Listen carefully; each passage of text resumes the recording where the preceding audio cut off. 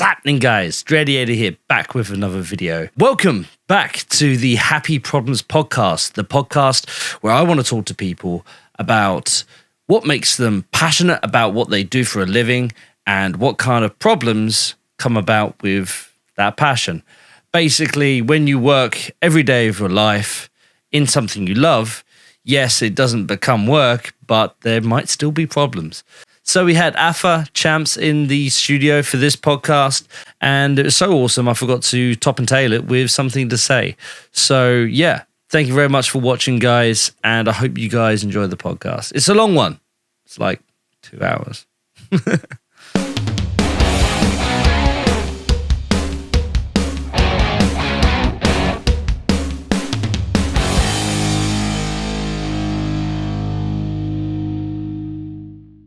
Do you know who Trevor McDonald is? I've heard of the name. I don't watch... News reporter. Or journalist, news reporter. I don't watch television though, so like, it's unfair. Okay. What's happening, guys? Dreadiator here, back with another video, back with another vlog. We are interviewing and talking to the illustrious Champa.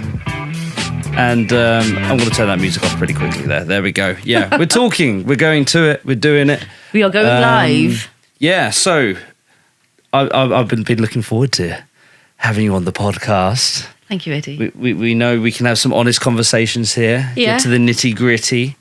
Tell everyone how it is. Yeah, can you give people a little lowdown on who you are, what you've been doing? You're a photographer. Yes. Wedding. I don't just do weddings, but yes, photography. But I also have another side hustle. So if I'm not doing photography, I'm doing the other. If not the other, can I tell you what the other one is? Yeah, I don't know what the other thing is. I was my going to side say. hustle, which, well, during COVID, it took over my life because I couldn't keep up with demand. I supply cookie dough. Okay. Yeah. You're a dealer of cookie dough supplying. Yeah. We call it CD, so yeah, ideally CD. So CD. So I do that. So if I'm not doing that, then I have many hobbies. I'm a mum, I'm a wife, I'm a sister, I was a daughter. Those hobbies? Torture. Some of the things to torture, and some things I just have to do, and I'm one of those people, I can't sit still. I like to keep myself busy. Yeah. I have a lot of hobbies. 100%. Yes. I want to know more about this cookie dough. So, like, do you sell it online or just back alleys or? No. It's all legit. Yeah. It's all legit. Okay. I supply to dessert shops, restaurants. I supply it fresh, and they freeze it, and then they cook it or bake it and serve it different flavors or whatever. Oh, okay. So it's like a microwavable option for them to have something fresh. Yeah, microwavable. You know the dessert places you go to and get cookies? Yeah. Cookie dough with ice cream, chocolate sauce, whatever. I supply that. Okay. Yeah. How the hell did you get into that? Oh, God. We thought we were going to talk about photography, guys. We're not. We're talking about cookie dough now. It's just far more interesting to me. I hate cookie dough, by the way. I absolutely hate the smell of vanilla. You don't get high on your own supply. Rule number one. Yeah, you don't take your own shit. Yeah. How did it happen? So my husband, he opened a business, a restaurant with partners, and he wanted cookie dough on the menu. Now, we couldn't find suppliers where we were living in Luton. Yeah. And then he said to me, well, see if you can come up with a recipe. And I'm not a baker. Yeah. I'm a cook, but not a baker. They're two different skills. So you're making the cookie dough from scratch yourself? Yeah. Well, the machine, I've got industrial equipment. At home? In my garage is set up all for that. Yeah, I mean, it's all legit. I'm just imagining some like Breaking Bad style cookie dough, just like with a hazmat suit on. No. It's all legit, all cool. And I said to him, far more interesting imagining like that. Though. Yeah. You're a bit of a dreamer. A little bit. I get distracted. Do you dream a lot? I don't dream. I used to lucid dream a lot. We're jumping topics now, aren't we? I used to lucid dream a lot, but now I don't even get enough sleep. So you have nightmares. No, I clench my teeth a lot now. Okay. in my sleep, and I wake up and I'm like, oh. So now my dentist is going to give me mold. What they call molds or something, to put in my what boxers wear. Okay. When like I a go to gum sleep. shield. Yeah, and I have to wear them during the day as well because I'll be chopping onions. I'm like, Crunching away at your own teeth. and I've got all my teeth are flat now. Oh, okay. And my jaws hurt. But anyway, back to the cookie dough. So my husband's sister, she's a baker. She's quite big. She's really big on Instagram. Oh, on and, Instagram, okay. Yeah, and she's very busy. And her cakes are nice. Uh-huh. We don't particularly get on, but in-laws don't Anyway, get yeah, on. yeah, it's family, innit? But I'm Yeah. allowed to talk about stuff like that. But anyway, yeah. Whatever. Come on, you work with Asians. You know the Yeah. drama. You don't have to be Asian to have drama in your family. Every family, doesn't matter what colour you are, Yeah, what yeah, creed, yeah. what culture. We know that. There's always My shit family happening. as well. Yes. Yeah. So she's a baker, and I said to him, "Why don't you?" I asked him, "Why don't you ask your sister to do it? It'd be better for her. And then if she can't, then her daughter. It'd be a bit of pocket money for them. Blah blah blah." And she couldn't come up with a recipe that was microwavable. And then by fluke, I come across. I actually altered the recipe that I found online, and so you can microwave it or grill it, whatever, depending on how busy you are. And I've been doing it now for ages. Yeah. And I've got my daughter now into it. Family business. Yeah, so when I can't do it when I'm away on shoots and stuff, she continues with it. Picks up the slack. Fair enough. That was my next question on that. Like, do you have other people? Well, my daughter, as I well. did have this one company, this one restaurant. They've got I think about 15 branches of a particular franchise, and they wanted cookie dough off me. I said no. It would have been a lot of money, but it would have taken over my life. I wouldn't be able to keep up with demand. And secondly, I didn't like the boss. Just didn't like him. Having to deal with him too much. So. He's a pervert. It's okay. Fair enough. Okay. Yeah. Cool. A pervert, but at that time he was a paedophile. So no. So it's a good job you said no to him. Yeah, there we so go. you know what? Fair enough. Money isn't Success everything. or otherwise. money isn't everything, and alhamdulillah, I'm happy what I've got. Yeah. I have a life as well. Yeah. Yeah. So is it important to you to be able to balance your photography stuff as well as that as well? Is one have more importance than the other? No, no, both are equally valuable. No, because I make money from both. I have to make sure in both cases that my customers are pleased. I've got to be careful that everything's met. No, both are equally important. Would you want either of them to grow a bit more, or are you happy where they're both at? I wouldn't be able to invest any more time in either. I can't. Yeah. There's only one of me. Well, find more people, expand, diversify. With the photography, I can't because Yeah, there's only one of me. yeah. With the cookie dough, I could, but I'm all right with. I'm a lot older, Eddie, and my take on life is a bit more different to what it was when I was younger. Yeah. If where I am now in life with material goods and with work, if I was say 20, 25, then yes. Okay. But I'm 47 now. I'll be 50 soon. If you round up like shit. Yeah. But it's a privilege that I've reached this age. So my take on life is it's not all about growth and money. No. Okay.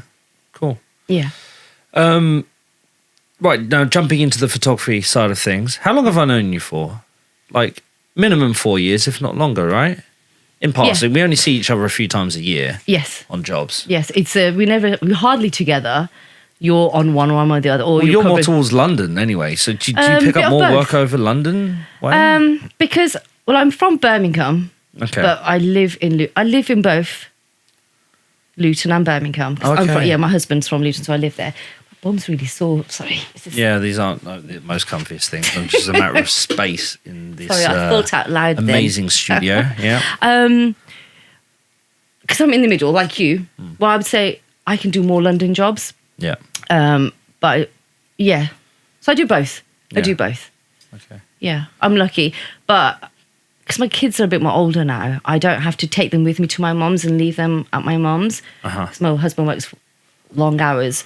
So they can just stay at home. I can go wherever. Run around and do what you need to do. Yeah, now. so this wedding season, They stayed mainly in Luton, and I was staying at my mum's when I was working in the Midlands and up north. And when I was working down south, I'd come and I basically treat my mum's house as a hotel and my house as a hotel and live out of a bag. Yeah, it Don't ends you up think? that way. Majority of the year, we live out of bags. I always say to Kasha during wedding season, even though we live in the same house, it's a long distance relationship. Yeah. Because we don't get to see each other. We sleep next to each other, but to catch up is... Yeah. But to be honest, personally, I quite like that. Gives you something to talk about. Like, it means that you actually get to catch up and actually go on a date and have things to talk about. You look forward to seeing each other. Yeah. Yeah. Yeah, definitely. So, this wedding season, how's it been for you? Has it been busy? What's the vibe? Especially post situations we shan't mention. COVID. That seems like a lifetime ago. I miss it. Anyway, I miss COVID. I miss Please, COVID. someone get ill. She's single-handedly keeping the numbers up in the UK, just coughing on everyone. no, I don't miss the virus. Okay. I miss lockdown. Yeah. How has this season been? Right, so I didn't take many jobs. Initially, I cancelled many jobs. I lost my mum, as you know, Eddie, recently. So I wasn't really emotionally, physically well or strong enough to go back into the wedding scene. I didn't feel ready. I didn't want to be amongst crowds. I didn't want to deal with people's shit and drama, unnecessary drama, foot-long itinerary, like what the fuck, you know? I wasn't ready.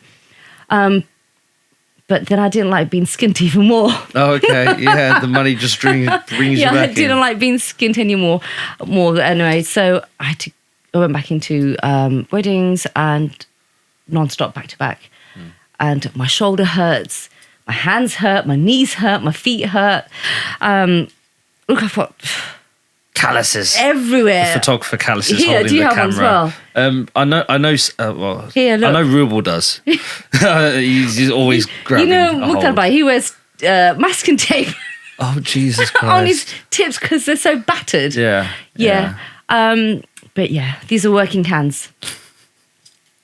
I get really bad eczema, especially during wedding season, because I don't rest enough, and where I'm holding the camera, it really flares up. So I get it on my face. Yeah. Yeah, from all the drive from the AC in the car, Okay. or the crappy food, and not drinking enough water. No fibre, Yeah, and sugar. Yeah. not enough sleep. It really shows on my face. How do you manage trying to look after yourself? Because I say trying because it's almost impossible to really look after yourself during wedding season. But like, what do you make? Is there anything you make sure you do to keep yourself ticking over and get into that next job? Black coffee. Black coffee. That's it.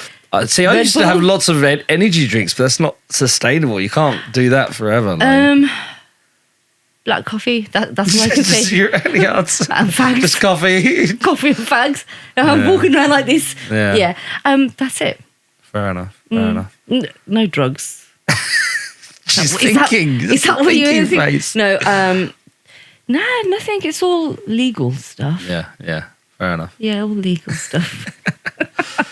Okay, let me go through some of these questions, because some of these questions I think are going to fire off some rants going on. What originally got you into doing photography? What made you think, oh, I'm going to be a wedding photographer now? Okay. So with my family and my friends, I was the one that always had the photos, always took the photos. I've got photos of everyone and anyone, anything. So with regards to the wedding photography, it was coming up to my birthday, and every birthday my brothers buy me whatever I want. I'm not spoiled, by the way, Eddie. Oh, hey. I'm not spoiled, but they do buy me whatever I want. So this particular birthday, my brother asked me, what would you like? And I thought, you know what? I'd like a camera, a good camera. And then he said, oh, should he buy one for me, or should I go buy one for myself, or whatever? I said, you know what? I'm going to look for one, and I'll let you know how much it is. So my birthday came and went, and then I finally got myself around to go to Jessop's. Now, I was walking to Jessop's, and then I realised it closed down. You know, when you went to administration first time round? Yeah. So I thought, oh, bugger. So I never got a birthday present that birthday because I was dragging my heels. But then I went and bought myself one. Bought a Sony Alpha something, I can't remember. It was ages and ages ago. It was Sony, it was mirrorless, it was one of the first. It was the dog's bollocks. Nice. So my brother, one of my brothers, they have an interest in a wedding venue in Birmingham, and they also do wedding photography and video and whatever. And I said to him, I've spent so much money on this bloody camera, I don't know what to do with it. Can you get me some gigs? Yeah. And he said, all right then. And he just threw me in. That first summer I did 10. Wow. And at that 10 I thought was a huge amount. Yeah. But 10 for us now is in a week. It's no In biggie. 7 days, like, that's It's easy. a week. Yeah. But then I'm like, wow. And that was it. It was just, that was it. It's nothing lavish or anything. But then I did do a couple of days training at Blenheim Palace. So their official photographer, this was a long time ago. I don't remember her name. I worked with her. And then there's another Sri Lankan photographer. He's brilliant. His name is Anuj. He lives in Canada. He's from Sri Lanka. He's quite big on Instagram. And then he came to London one day and he did a day's workshop. So we went around London, used all our kit. It was lovely. He was brilliant, and he is brilliant. Yeah. Yes. What about what he does and who he is and how he is that makes him brilliant? What? His personality. Uh-huh. He's very warm, very helpful. Yeah. He seeks out opportunities to take photos. And because he's been doing this for such a long time, like Sri Lankan weddings at the temple and everything, he knows what's next. So he's already prepared for the next shot. Okay. And his pictures aren't staged. They're all very natural, all organic. Yeah. And I find the organic pictures, they speak a million words rather than the staged ones. What do you think? Yeah. So personality, Yeah. his ability to be prepared, and organic images. Yeah. So how are they organic? How is he capturing organic moments? Because I to my couples, I very much say, you think you want candid, but candid, people are picking their nose or on their phone 80% of the time. They're not actually engaging in genuine moments. Yeah. I always say my style is very much guided, candid. So you see something happening and you find a way to indirectly suggest the situation to something that looks photogenic. Yeah. So is he just being very aware of the situation and just being there before a situation happens? Or is he a bit hands-on or? A bit of both, a bit like you and myself. We speak to the bride and groom beforehand. This is going to happen, right? So when this happens, be mindful that we are here taking pictures. So rather than just like, this is nice. It's maybe exaggerate your reaction, but in a positive way. Yeah. So he will give them a bit of a prep talk. I think it's that making sure your subjects are mindful of us, that we are there capturing what's happening. Yeah, so it's a bit of both, I think, with him. Yeah. But you only post the nice ones, so I don't know what the other ones are like. That's the real test of what a kind of photography. But his are, weddings the raw are, shots. but the Sri Lankan weddings, they're very colourful, and the locations, that makes or breaks, right? Yeah, even if it's a snapshot from a phone, it's going to look special. It can make or break the photo. Yeah. Yeah. So what was your biggest takeaway? Did you learn something that you've always held true from Anuj? Certain poses, I guess. Yeah. But we can't do those things with, like, say, Muslim brides, because they're pinned in. And they can't do this and they can't do that because there's Turn your head. Yeah, and their clothes are way too heavy. They've got far too much jewelry, in my opinion. I think less is more, but they think more is more isn't enough. You're like, oh God. I'm going to have a lovely day while carrying around 30 kg on my neck. Ooh. Yeah. Yeah. So their outfit, their costume, it's all very different. So he can deliver those pictures, that image that he's got in his head. Yeah. He can deliver. We can try. We'll tell the bride, okay, we can try this, but we alter pictures a bit. Yeah. We have to because of the situation we're in, because of the outfits, because of the weather, because of the venue. Yeah. Yeah. I saw a video from a Muslim videographer showing different camera angles and stuff with a very pretty model. She wasn't pinned in a nice location with nice light. It's just like very nice. You got those nice camera angles, but that's not the only thing making your work look good. Don't lie to me. Like in a situation where you have 5 minutes to, I'm talking video there, but photos is somewhat similar. People think, oh, we'll just take 1 or 2 photos. It's okay. The photographer will only need 5 minutes. No. 1 or 2 photos, and that's 5 minutes just to get them on that bloody trail. Who the hell told you to get a bloody trail? It's not my job to carry your trail. Yeah, I've got to carry my cameras. And what winds me up is the bridesmaids don't. No, they're too busy taking selfies. They don't help. It's What's just the point? Your sister's getting married. Like, give Yeah. her some help. Give her some support. Make sure she's having a good day. Like, I have a carry strop. the dress for her. So you're the bridesmaid. It's your job, not mine. Yeah. Oh, I have a proper strop. As I go along doing this, I slightly change my approach and my interactions with different key people on the wedding day. Yeah. My most recent one is when going to the bride's house in the morning to identify and ask them, who are we communicating on your side with? Who's the point of call? Who should I be looking for when I need something from you guys? Yeah. And just by identifying that person and making sure they're aware, they will be talking to me throughout the day. It helps the day a lot because you don't have to just wave at a crowd of people that are busy off having fun. You've got one person that knows they're there to help and to make things run smoothly from their day. Otherwise, you won't have any help. I think what just comes to light now, Eddie, is like with these Asian weddings and bridesmaids and maid of honor and everything, this is very much a Western thing. Yeah. An English thing to say. Let's say Western, right? So now Asians have tried to mimic that. Okay. But the Western world know that bridesmaid, maid of honor, that title comes with certain responsibilities. Yeah. Right? Yeah. But the Asian community, they don't understand that title comes with responsibility. Yeah. Not you standing there like an idiot and taking selfies. There's more to your role than doing that. And I don't think they understand that both marry. So I think that's it's a learning curve, but they need to learn more. Yeah. Even in my 8 years or so of doing it, have you seen trends change? Because what I've been told from people is Nikah is a very simple ceremony. It doesn't need all the bells and whistles and it's not supposed to. All the flowers in between and all this, that, and the other. So a lot of the traditions is more cultural than religious. Is that right? A lot of the wedding day is more because they've seen other people do it.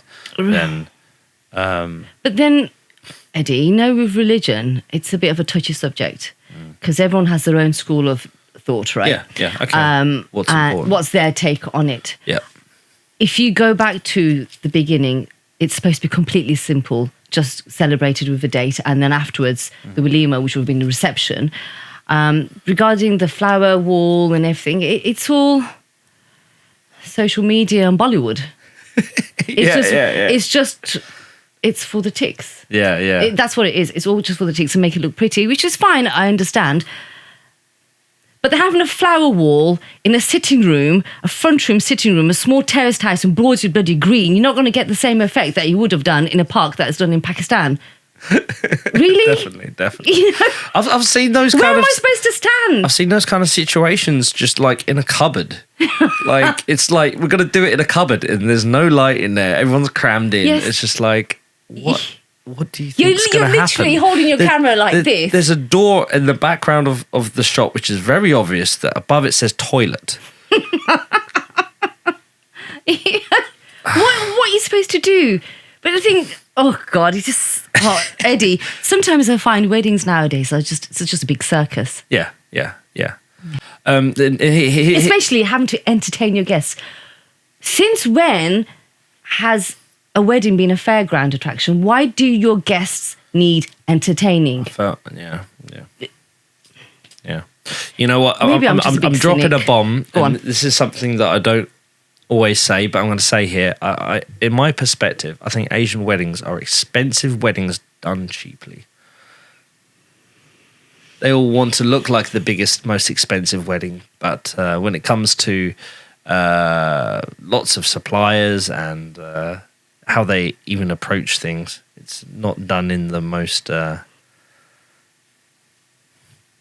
nice way. With finesse. Finesse. No finesse. I take no offense because I live it. Yeah. That's very middle class. I am not middle class. Yeah. I agree. It's because so and so did it. I need to do it. I need to do one more. The food isn't great. They use the same caterers. It's just I've really seen lately the food is really, maybe I'm noticing it more, but the quality of the food on weddings has really been dropping. that's not. When you get a name caterer, you're like, oh, there's going to be edible food on this wedding. Nice. No, but the thing Better is, sit down. it all boils down to cost of living. I hate that term. Yeah. Because everything's so expensive now, and clients don't want to pay more money, Yeah. but they won't decrease the amount of guests they're going to invite. Yeah. I think I have been to weddings, Asian weddings, where the food has been like top notch, but then their guests, they've not had like 500, 600 guests, about 200 max. So you can afford to go out a little bit more because it's a bit more intimate. 200 really isn't intimate, but in the grand scheme of things, when it comes to the Asian world, 200 is intimate. Yeah. You know, my in-laws themselves, oh God, horrendous. Yeah. When it comes to my kids' weddings, we've got a battle on our hands. Well, on my hand, it'll be on mine. Do you think these things are going to change? Do you foresee extrapolating another 5-10 years, especially in the UK, because it's different from back at home? Like, are the weddings? Can we stop? My parents are from Bangladesh. That's back home to them. That's not back home to me. Yeah. Back home to me is Birmingham. Yeah. I've got to just clarify that. It was an expression. I'm not necessarily saying. No, I'm not telling you off. I'm just saying. Just saying. Just saying. Birmingham. I'm a brummie. Back home, Bangladesh is no. Ugh, snakes. It is what it is. Yeah. So, do I see things changing? Yeah. In my children's generation, if their grandparents are still alive, no. Okay. Yeah. Right. Yeah. Okay, so they're attending. So if my grandparents, so my children, so if their grandparents would have been my parents, my in-laws, if they're still alive, they're like, no, my so-and-so has to come, my so-and-so, because my grandchild is getting married. Whereas like with our generation, me, my husband, us, it's people that are present in our lives. Yeah. Present. When it comes to my kids getting married, I'm going to make changes because I've been through hell and back the last few months. You've seen it. I've seen it. You know, I lost my dad when I was it's been 33 years now that I lost my dad. So my mum raised us alone, and it hasn't been easy. It's been very tough. So, and how I see it now for my kids, the guests that will be invited to my children's weddings are people who have been present throughout their lives. Yeah. Who've been there for them through the good times and bad times. Like I was telling you, Eddie, earlier, like I attended a funeral yesterday. Yeah. It's all the way in London. I was literally the only person from Luton to go to London. Yeah. It's not far. It took me an hour by train. She has a huge circle of friends, but I was the only one. Yeah. And I just said, they thanked me for coming. I said, you don't need to thank me. Because in our religion, Eddie, as Muslims, we have rights over each other to attend each other's funerals, or to attend whoever's funeral, right? Yeah. Because we need everyone's prayers. Yeah. And I said, you don't need to thank me. It's your dad's right over me as a Muslim to attend his funeral. Yeah. And if I'm not there for you in your tough times, then I have no right to be there for you in your good times. Yeah. right? So that's my take on life at the moment. Well, I think it will be like that forever now.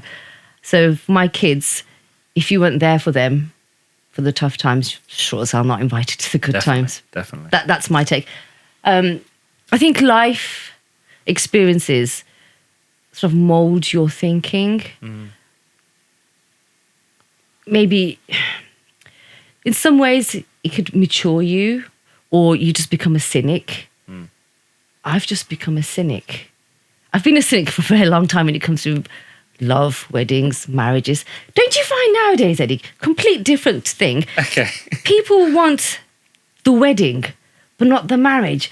And they don't realise they're two different things. And when they wake up and they're married, they think, shit, I didn't want this. I didn't sign up for this. Yeah, yeah. And that's why weddings don't last as long as they used to. Yeah. You know, I find men, I'm not going to say men, girls and boys, I think they don't have the patience. And I find marriage is a lot about sacrifice, compromise, and tolerating each other's shit a lot. Yeah, yeah. That's what makes a marriage. And you choose your battles, but It's a negotiation. it is. And Your wedding, communication to find your out what's wedding important. certificate isn't a certificate, it's a bloody treaty. No. Okay. Your wedding ring isn't a wedding ring, it's a bloody handcuff, you know? Yeah.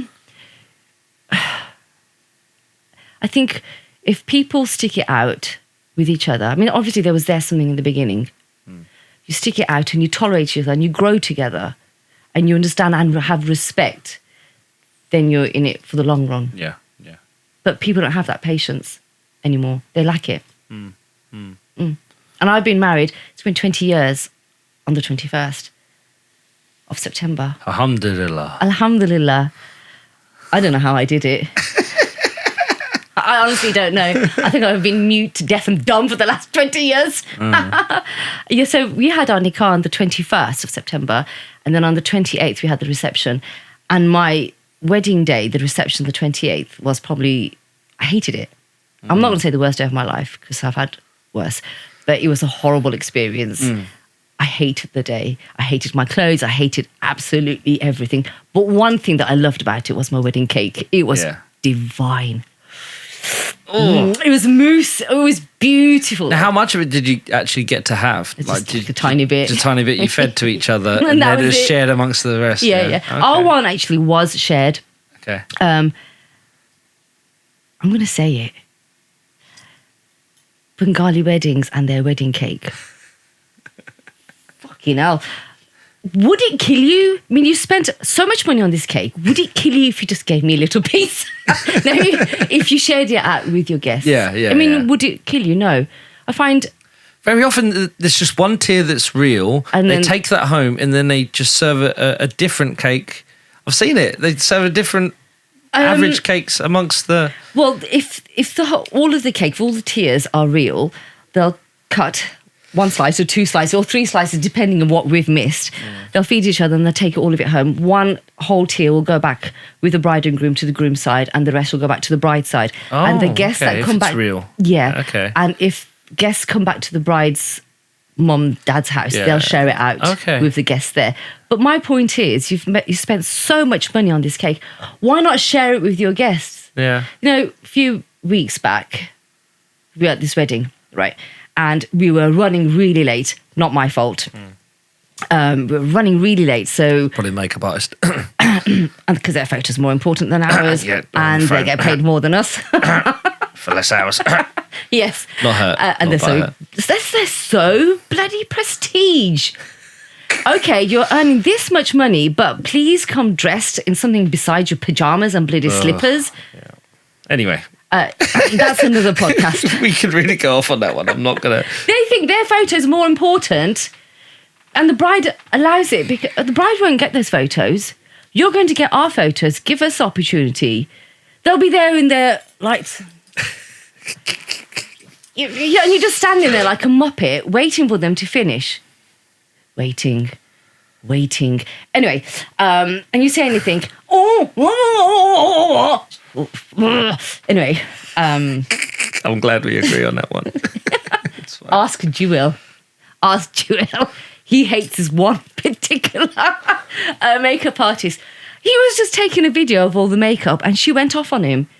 You can't take videos of the equipment that I'm using. Anyway. Wow. Yeah.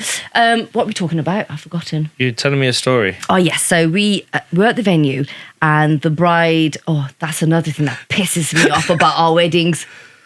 Why is it? I'm going to come back to... Okay, just you remember this, okay? I'm Hold gonna on. forget. Okay, come on, tell Oh, me. what do you Tell need me. to do? Tell- You need No, to no, go to just the toilet? tell me. Okay. What are we talking about? Oh, yeah. Sorry. Age. Age. Okay, go on. Brain fog. Menopause. So, which one? There's two things I need to talk to you about. Okay, the first thing, right. So, the bride's entrance. What? That's it. Asian weddings. It's never about the bride and bloody groom. No, it's not. It's always about the flipping family. Yeah. Bride's entrance, the groom's entrance. It's such an important part of the day. No, we've got 3-4 rancid kids running around like idiots. The parents are too busy trying to find their husbands and sorting out their sari and all this bullshit that comes along with it. So they want the whole family and their kids and their in-laws in front of the bride. Yeah. Like, no, it's not about you. You've had your day. Today is about the bride and her dad or whoever's walking her down. Yeah. It's not about you. And they make it so, like, it's such an important part of the day and it pisses me off. It really winds me up. So I just think it's idiot. I've learned how to control my mouth. I keep my mouth shut, but my face says it. It's my face. I'm the same. I'm the You same, know- especially if you're a tiny bit tired. There was a wedding recently, and thankfully I had a really good rapport with the bride. She knew that I'm a no-nonsense kind of person, that if she listens to me, things get done, and things get done nicely. Yeah. And she saw that I was communicating with everyone else. So she had faith that, listen to Eddie, things will get done. Already spoke to the sparkler person who's doing the dry ice, spoke to the DJ. God, and I hate all of these. No, they're all good. You just need to make sure they're on your side. And I went No. It depends on the venue. Okay. Anyway, we'll get back to that. Anyway, my story, my turn. Yes. So, Look. So went you to come to my podcast. Yeah, carry on. yeah. So I went to the DJ. So look, don't listen to the family. Listen to me.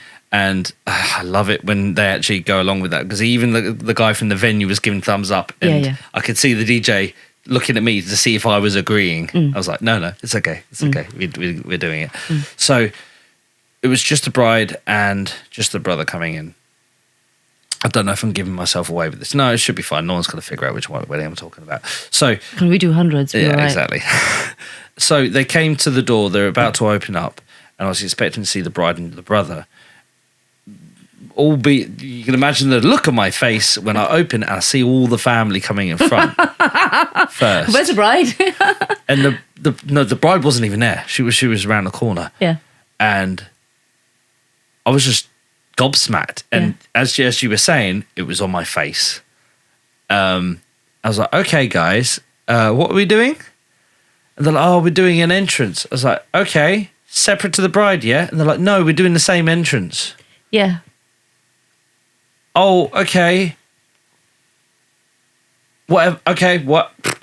And So did you... So I had that kind of mental breakdown, and I didn't know what to say. I was bloody speechless. Yeah. But because the bride, I already did an event with her, she had faith in me, and the mum likewise knew that, okay, Eddie's got this. Like, at the end of the day, there's only so far we can argue. In the moment, is it worth the battle to try and reorganize? Not at that moment. Not in that moment. So No. I was just like, is it worth battling? No. I'm not going to get these people to understand the importance of having a separate, to space people out so we can capture them nicely, to have a separate entrance so we can really focus on the bride. There's only so many things we can film at once. And very often weddings, they're just like, oh, we just got to do it. Yeah. And Because it's about time, isn't it? we just got to do it. And then they think it's going to turn out lovely on camera, and it's not. We need not necessarily to have a certain level of control. We need a certain level of consistency in what's going on so we can prepare for it at least. But the mum saw my face, and thankfully she understood. She didn't get offended that my disgust in that moment. She was like, "No, Eddie, no." She saw I was going to cave. She's like, "No, Eddie, what do you want us to do?" Yeah. And I was like, "You know what? Awesome, Yeah. awesome." And I said, "Like, guys, separate entrance. The family did their entrance. We did it nicely." Yeah. And then the bride was able to come in and to have the center point of view from everyone. Yeah. The doors opened. They came in nicely because I spoke to the DJ and the special effects person. The smoke came nice. The camera people kept to one side. We weren't in each other's shots, and it was really smooth. It was really nice. But speaking to what you're saying, that my face in that moment, I was like, "Oh, I'm so glad they took that the right way." Because If my mouth doesn't say it, my face will. yeah. Yeah. But anyway, yeah, there we go. But yeah, what were you talking about? Mince pies? So No, we were talking about the entrance. I was like saying, why are our weddings never about the bride and groom? It's always about the family. Yeah, And then we were talking about cake. So recently, we were at a wedding. There's two of us, photo, video, one of each, right? Yeah. And we were running really, really behind. So we got to the venue. Bride, So because no fault of your own, like running behind? No, Or it wasn't. it It was- just we were on standard time. weddings getting behind? yeah, because the makeup artist came, got her ready, took forever. Then they wanted the couple shoot first. Then they were going to go to the venue. Which is the better way to do it, get the couple shit out of the way. Yeah, which was all fine, but wasn't delayed because of us. There was something else I don't remember. So we got to the venue. Bride had made her entrance. Again, the entrance wasn't easy. It was like she was walking down and she was handing over from one person to another to another. Oh, relay. Yeah, it's called, yeah. It was the Olympics. Her entrance was, and then because we had to do the rings, we still had the rings to do. We had the garlands to do. We had the cake to do, and then the milk, the sharbat at the end. Yeah. And then I said, and because we had like maybe an hour and a half, 2 at the venue, and that's how That tight. was quick. That's how tight we were. Okay. So I spoke to the bride and groom. I said, listen, this is how much time we have. These are the things we still have to do. Blah, blah, blah, blah. We don't have much time. So in my opinion, I would suggest we do. And then they had kids coming in as the ring bearers, and these kids won't listen. They refuse to listen. They refuse to look at the camera. Kids and animals, man. Like, it's really nice in your head that you'd imagine they understand what to do. But kids don't play. With kids, you have to just let them be. When they're on stage and they're... But everyone's let like, them be. overbearing. Now look. And then all the guests are telling them different things of what to do. So I'd say, just leave the kid. Just leave the child. Let him be, or let her be. Let them do their thing, whatever so happens. I said, let's do the ring. Let's do the garlands. Let's do the cake and the sharbat. Let's do all of that in one go. First thing as they went to the stage. And the bride and groom were fine, no problem. So we did the rings, we did the garlands, and we moved on to the cake table. And then I could see the group of the older men over there huddled up, having a meeting. And I'm like, should we call the family? Because sometimes you have to get permission, because it's such an important part of the day.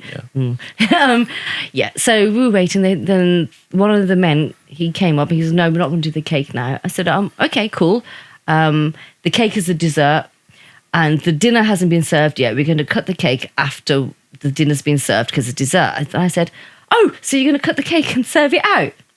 And I said, oh, so you're going to cut the cake and serve it out to the guest? He said, I don't know. I said, because if it's going out as dessert, then the cake needs to be cut before the food is gone out. So the catering staff Have a chance to actually cut it. And put it on platters and serve it. He said, no, dessert for the house. And I just looked at him. I thought, you tight little git. Not sharing it out. He's not sharing it out. So, yeah. But it's for the cameras, necessarily. Like, they can cut it at any point. Yeah, because you can just slide it in anywhere in the film. Yeah. Yeah, I just thought because we were running so behind, I thought it would have made sense. Just get all the important bits out of the way in the beginning, right? So we don't miss anything. Yeah. Yeah. And especially because guests leave after food. Yeah. So is it Asians just turn up for the food because they're going to give you some money in an envelope. They want to get that money's worth. Yeah. I've been at weddings. Make sure you eat. Make sure you eat. I'm not going to feed you when I get home. I've seen women, some women, like after we've eaten, I'm just because Eddie, we people watch for a living. That's what we do. We watch people. So I'm sitting there watching this one particular woman, right, and she's packing the naan bread. And she's sticking it into the nappy changing bag. She's taking that naan bread home. Oh. She got her money's worth. Wow, damn right. Well, Yeah. Wow.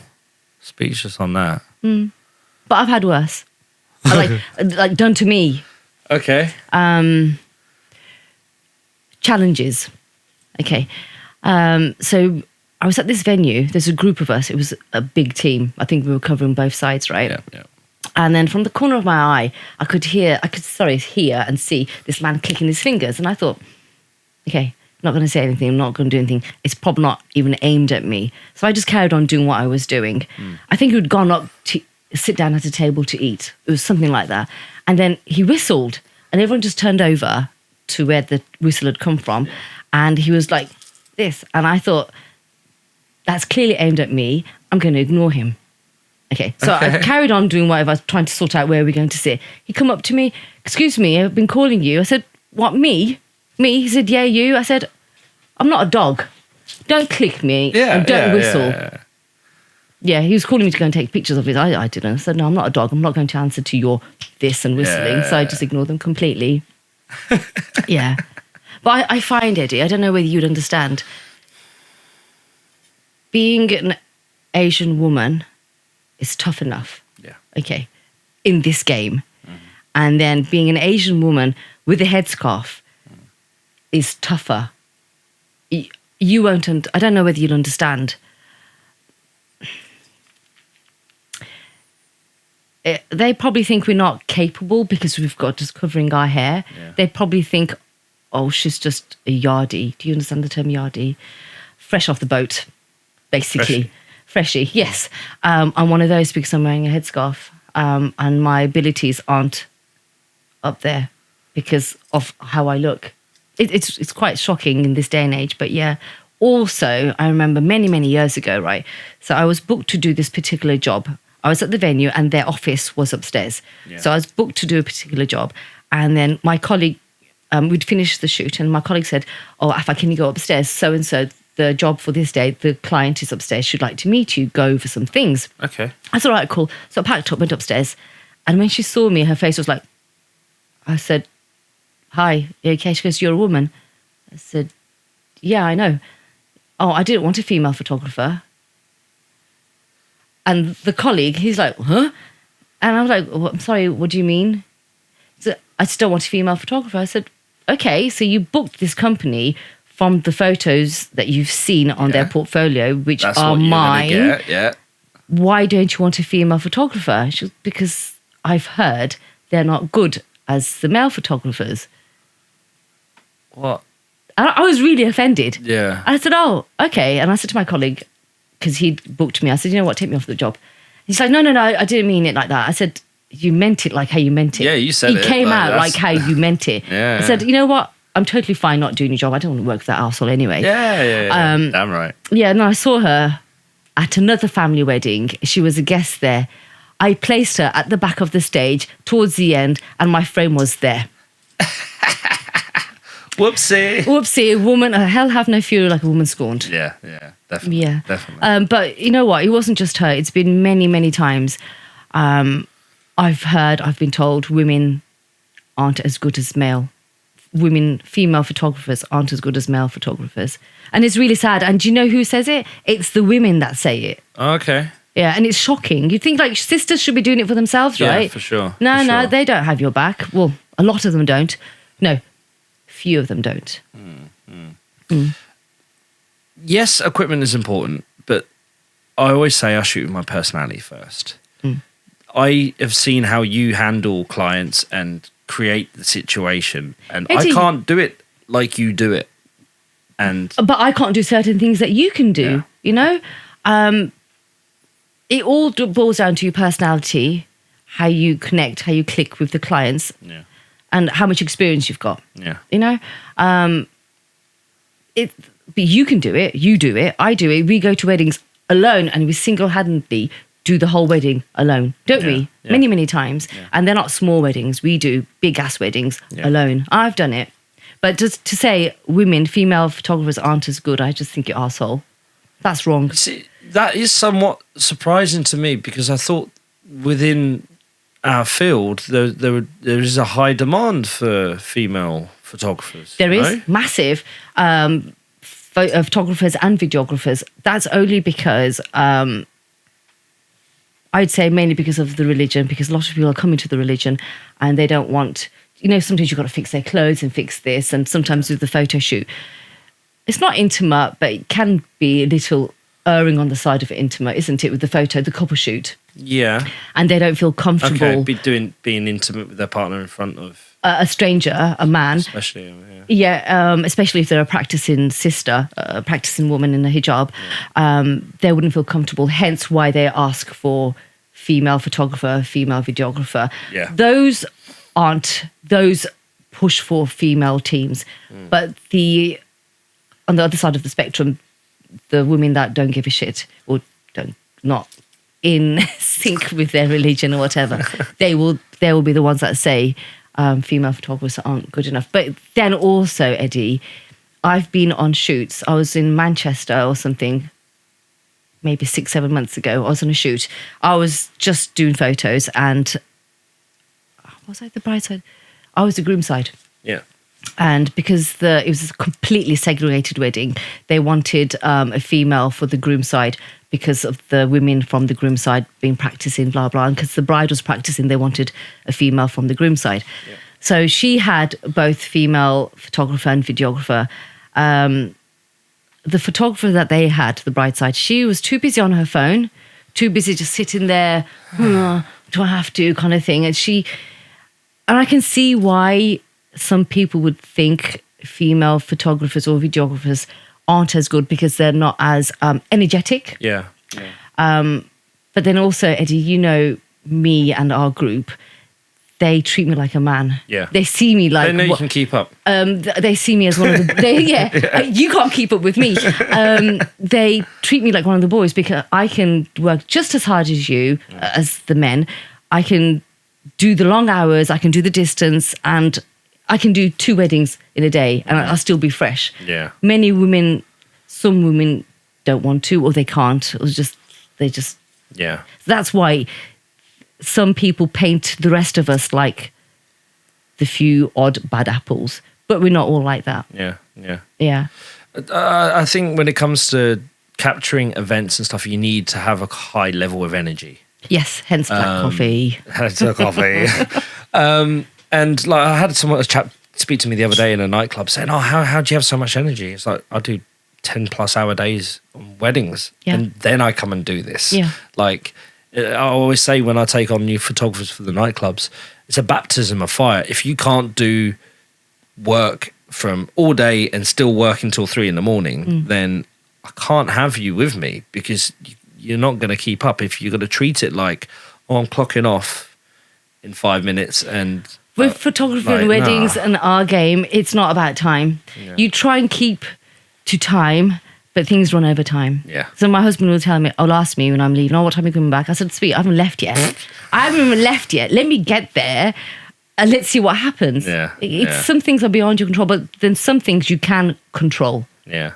When it comes to timekeeping, especially if the venue says we have to be out by this time, we have to speed it along. Yeah. I say to Kasha, I'll be home at 8. She's like, okay, see you at 10. Yeah. No, but that's how it is though, isn't it? I was going to say something else. Oh yeah, this funny thing, Eddie. So I was at this wedding, right? And it was my own job. Yeah. And, when we freelance, we don't give out our numbers, we give the company's number. Yeah, for sure. So I was at my own job. And I was talking to some guests and they wanted my number. I said, fair enough. So I gave them my number. And then they were sat there. She goes, well, can you take a picture of me? And I said, yeah. She goes, oh, can you make me look slim? Yeah. I said, if you were that bothered about your size, you should have joined the gym. I didn't get the booking. But it's the truth. Yeah, no. Oh, can you make me look slim? Can you make me look pretty? Oh, sorry. I think there's some kind of confusion. I'm a photographer, not a gym instructor. I'm not a magician. You're fat, and so what? Accept just own it. It's fine. Yeah, own it. My favourite response is more in the nightclubs when people are like, oh, that's disgusting. It's like, well, did you not check the mirror before you leave in your house? What's disgusting? Or the photos? Picture of oh. themselves. It's like, do you not check the mirror then? Like, it's not me that's making you look like that. That's your face. That's your face. Yeah. It's just shocking. Like when I have my own jobs, like one of the questions, like how do you? And we're not mean all the time, by the way, guys. Like it's just these specific cases. When it comes to delivering pictures and editing, so I tell them beforehand, I'm not going to Photoshop the shit out of your face. Your face is going to remain your face. I'll maybe touch on the exposure, shadows, whatever, tighten up the frame and get rid of the pictures of your eyes closed. I'm not going to make your face look like somebody else's face. Yeah. You know, if there's a massive big zit here, I mean, the portraits, I'll get rid of that. Yeah. But in all the pictures, you don't pay me enough. No. Well, that's it. They say, look, anything's possible. It's just going to cost £25 an image. Money talks and bullshit walks. Money talks and bullshit walks. Arnold Schwarzenegger, the twins, I think it was. Bullshit walks. Bullshit walks where? To hell and back, man. It's just it's one of those famous lines from a film. Okay, fair enough. Yeah. So what kind of wedding is your favourite? Hindu, Sikh, Muslim? Okay. Bengali weddings are my favourite. They're the easiest. Yeah, okay. Okay, because they're the least demanding. And I know them like back of my hand. It's easy. Yeah. And because I'm Bengali myself, I know what is expected as a client. And I know what's expected, certain things that we have to respect. And I know who to capture, like the mum and the dad, because they get quite emotional, don't they? Grandparents, like the elders, you give them a lot of respect. So we make sure I capture them because it's important to them. Sikh weddings, it's just one big party. Indian weddings I do like because there's, when they're going around the fire, and if they have a nice, what's the priest called? The priest? Oh, the priest. Because if he engages the crowd, sometimes they can be really entertaining and fun. Then it's fun. It's educational sometimes, I find. Yeah. So they're interesting and educational. Reception's the same in Sikh, Indian. Somalian weddings are brilliant. Yeah. Because it's tiring. But they're easy because you don't have to talk to them. They don't need to talk to you. Completely segregated. You just stand there and you just take pictures. Same as Pathan weddings. Even though I refuse to do Pathan weddings, I will not do Pathan weddings ever again. Oh my God. So we were doing this Pathan wedding. I have never done a wedding as hard as that in my life. We were so late. We were so far from home, and it was like thousands and thousands of people. You were literally like this. We were dripping with sweat. I was going through menopause. I was just like, fucking, I don't want to be here. Anyway, all of us were like, what the fuck just happened? So we managed to sit down at a table. They're all sat there like this. And I sat down. I was like, fuck my life, doggy style. Oh, fucking hell, all right. And they were like, what? Those words explained the whole event. Ridiculous the whole thing was. Yeah, when I said fuck my life, doggy style. Yeah. Anyway, so we didn't get home till about 4 a.m. It was just horrendous. It was a horrendous. But, from that, the first Pathan wedding I did, they loved. It was during COVID. They loved all the photos, loved everything. The colleagues I was working with, they got COVID. I didn't get COVID. I was under the shoots. I was lucky. And then that particular company, they have covered every single Pathan wedding in that city from that first wedding that I did. And I refuse to do any more because of the way it's just mad. They'll pick up your tripod and they'll just move it there and they'll do what they got to do. Wow. They don't care. You can scream, you can shout, you can physically pull them. They won't listen to you. It's next level. Yeah. Next level. And on those kind of weddings, I always kind of describe it as if you imagine a room full of kids all playing, but they're all playing different games. Independently of each other. They're all just doing different things. They're all autistically playing. Yeah. Some weddings, that's what it reminds me of. Somalian weddings, yes. Because it's so grand, so lavish, and they keep themselves to themselves. You have to approach them for photos. Like, would you like a photo? Like Sikh weddings. Yeah. They're not like Pakistani weddings or Bengali weddings where photos is such an important part of the day. Yeah.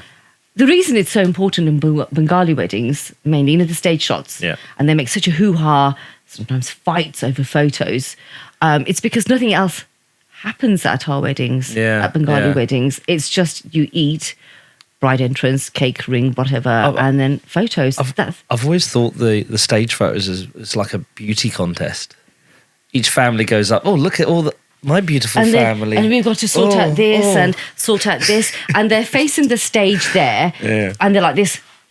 This is my good side. And he's like, can you turn this way? No, this is my good side. Then, sister, can you go and sit over that side? Then I can see this side of the face. Because everyone's facing there and you're like this.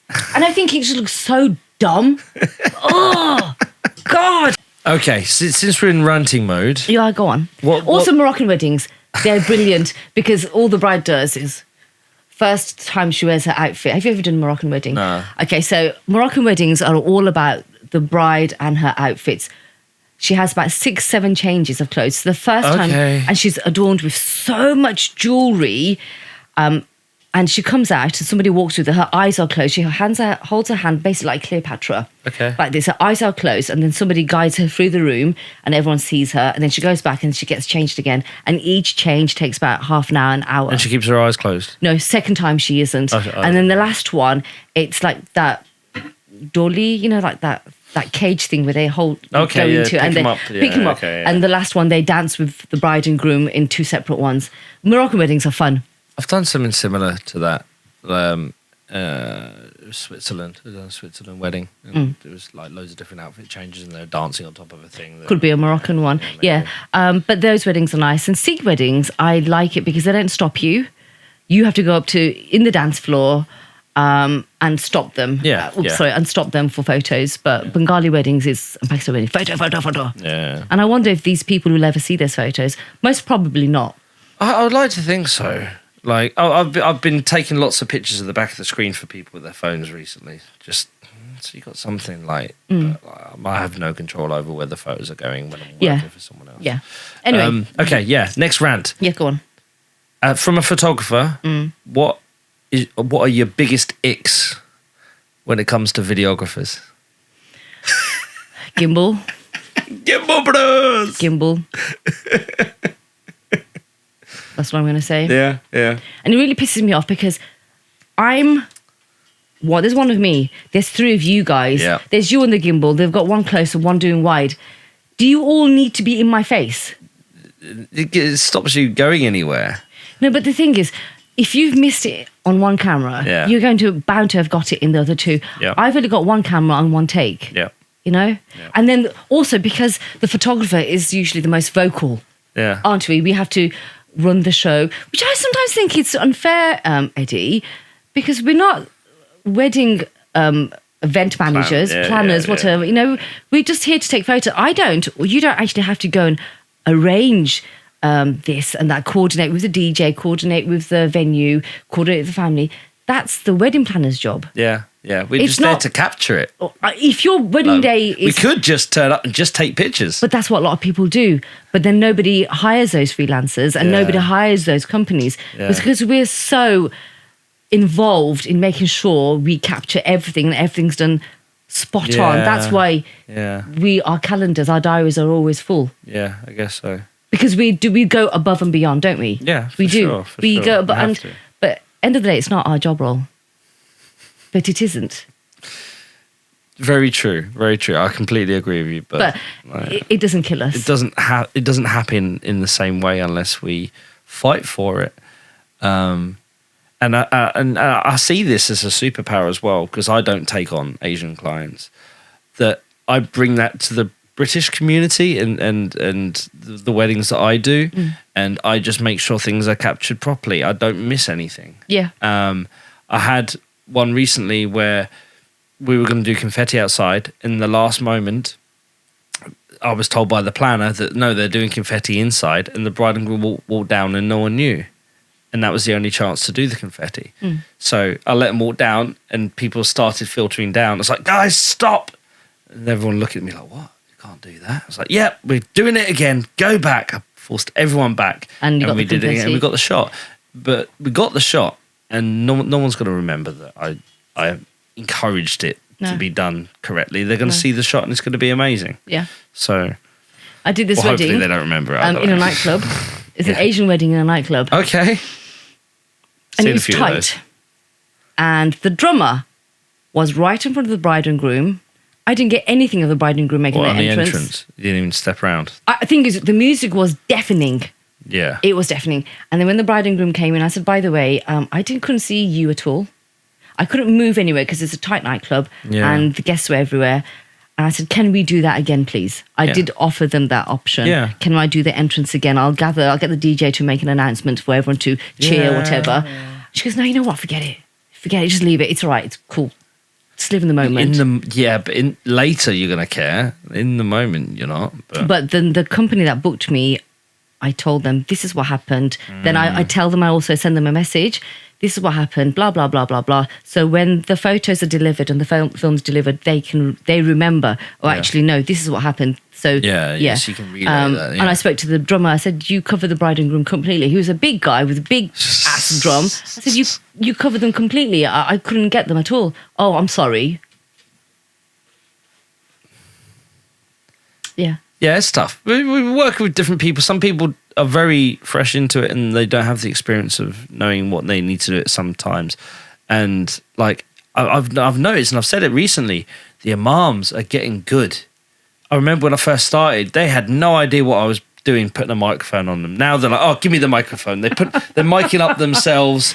They're getting on with it, and they're smiling, thank you, and they give it back. Yeah. They're very used to it now. They're very media trained. We not long ago we gave the mic to who we thought was going to do, but then somebody else. Oh, did he the just took the microphone We're like, anyway. Oh shit! Yeah. He didn't want to argue with it. No, you know what? At that moment you can't stop them. Not at such an important part of the day. Yeah. Right. So we were on the shoot, and it was a Bengali wedding. It came to the stage photos. As you know, Eddie, as a photographer, we always take center. Yeah. And if there's 2-3 videographers, you don't need to be center. Maybe one just next to me, one there, depending on what lens you're using, right? And he was fighting with me. He was a very old school videographer, old enough to be my granddad or something, right? And I said to him, brother, I need to be center.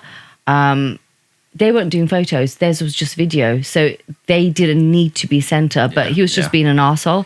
And I said to him, brother, I need to actually be in the center. No. And we were getting into a bit of a vocal fight over this. Then he said to me, what are you even doing here in broken English? You should be at home. Fuck's sake.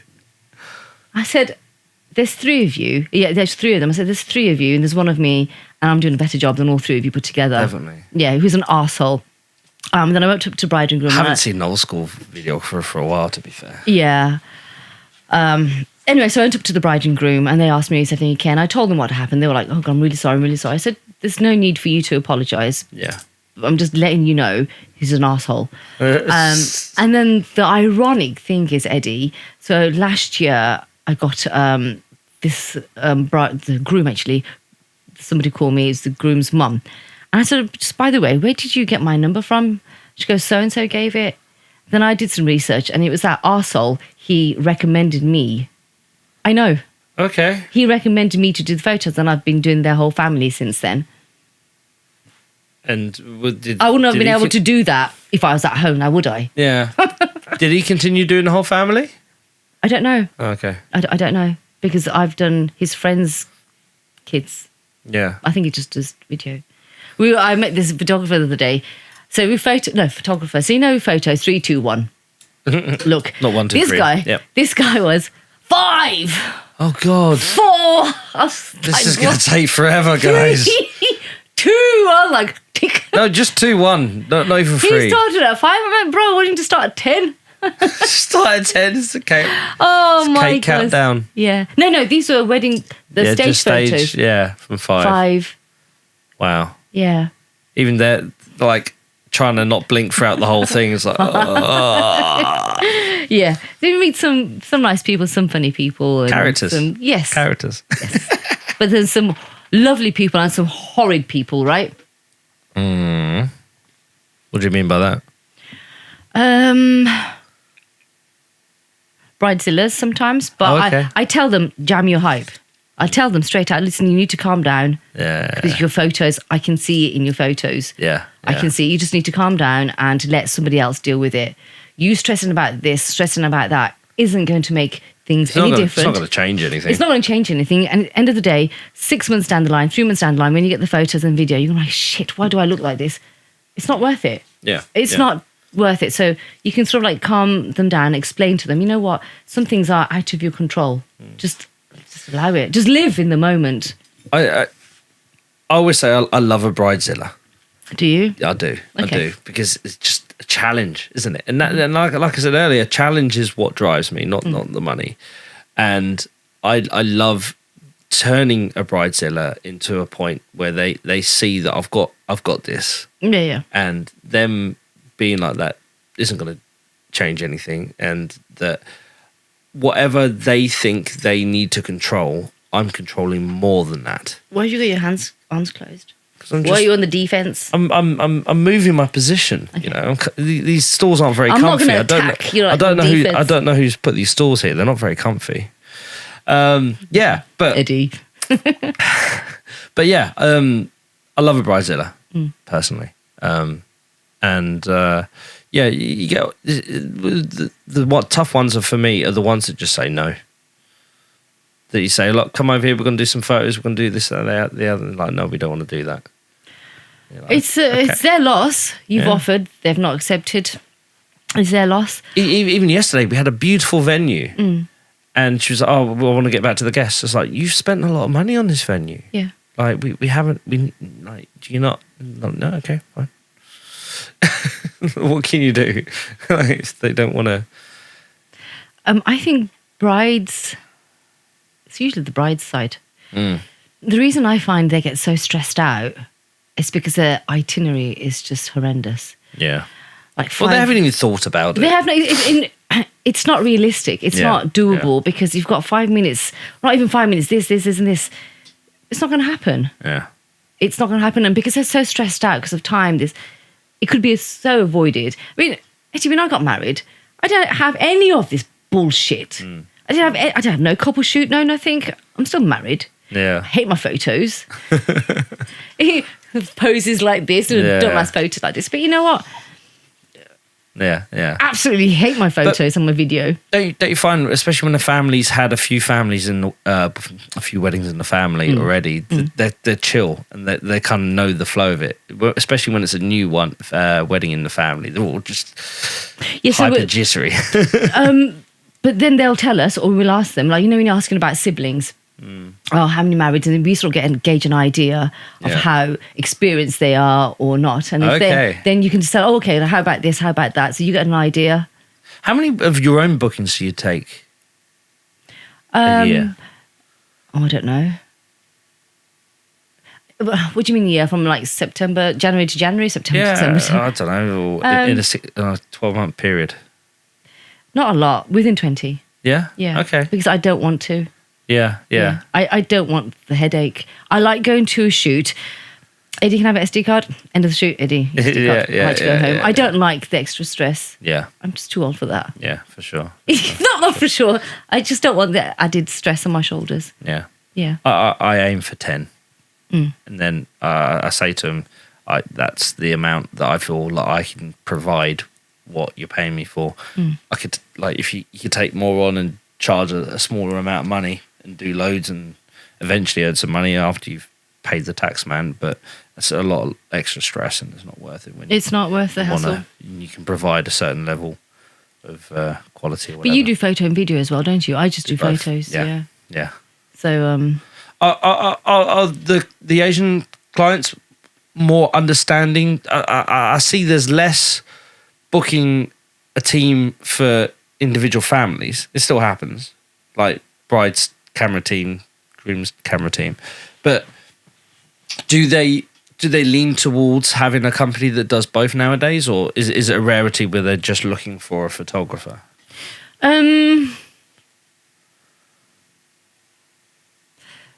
I think money has a lot of influence Yeah. over it. So the companies that I work for, majority of one particular company, actually, they try and go for both. Yeah. And they'll say to the bride and the groom, because the bride, it's not really arranged marriage like how it used to be or people see it to be. The bride and groom, they both know each other. Yeah. They've been dating or whatever for ages. So they're communicating with the media team, say the bride, for example, and they'll say, if you get the groom side to book as well, then we can do it for this price. It'd be cheaper than if they booked their own team. And plus also the quality of film will be better because we're covering both sides. You know? So sometimes when you're covering just one side and there's just one photo, one video, you're going to miss something because there's only one of you. If something's happening over there, then you can't be in both places. So we tell them, or I'm sure the companies tell them, listen, your film will be better. Yeah, there's more quality, there'll be more substance to your film if you have both sides covered.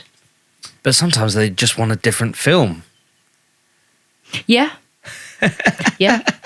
I've heard of that recently. They just want different Two different films filmed and different footage, and literally to the point of the only difference being one film has the groom prep and one film has the bride prep. Everything's very...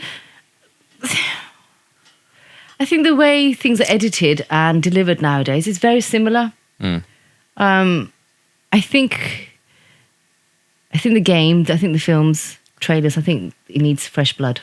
Yeah. Do you think it's going to change to more creative stuff instead of more coverage in the future? Okay. Who knows? Regarding about storytelling and stuff. Oh, okay, yeah, storytelling. Storytelling. So we're here to photograph their day as it happens. Yeah. We're capturing the moments, memories, telling a story through photos or through film. Now explain to me, Eddie, you're a videographer and a photographer. Yeah. Where the hell in the day does the bride, and what reason is there for her to do a spin and the groom walks past her?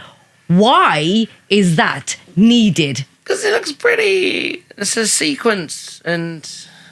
What part of the story in Cinderella? Well, why do it's down that? to what the brides can actually do. Okay, even What if can she they can't do? do it. They can spin a bit. But what's the point of that? It looks pretty. The girls like to do that for their own How old are they? Instagrams and stuff like that. Well, God. I've never understood why, and I think we need to change that. and there should be more speeches as well. It's rare that there are speeches. There should be more speeches. That helps tell story. For my own personal clients, I always try and encourage them. Are you going to write each other a letter or a poem in the morning? Something like that really helps. We're not in America where we get several days of filming before the wedding day and can get to know the couple and stuff like that. It's not like that here, but... No, you just turn up this time and you finish this time and that's it. Yeah. I just never understood about the going around in the twirling. Just the twirling in particular. I really hate it. Right, let's quick fire through some questions. And Go on. Guys revving their cars. Oh, gosh. Can you take a photo of me revving my car? First of all, it's a photo I'm taking. My photo can't hear you revving. And secondly, my cough is louder than your bloody exhaust. I had one the other day. The car just sounded broken. It's just like, who are you impressing? That doesn't sound good. Oh, Eddie, why? And the thing is, that don't impress me much. That car isn't yours. It's been hired. Anybody can hire a car now. Yeah. It doesn't impress me. It's toys. It doesn't impress me. They all like cars, and yeah, but they all, it impresses each other. They all get their phones out and take pictures of the car.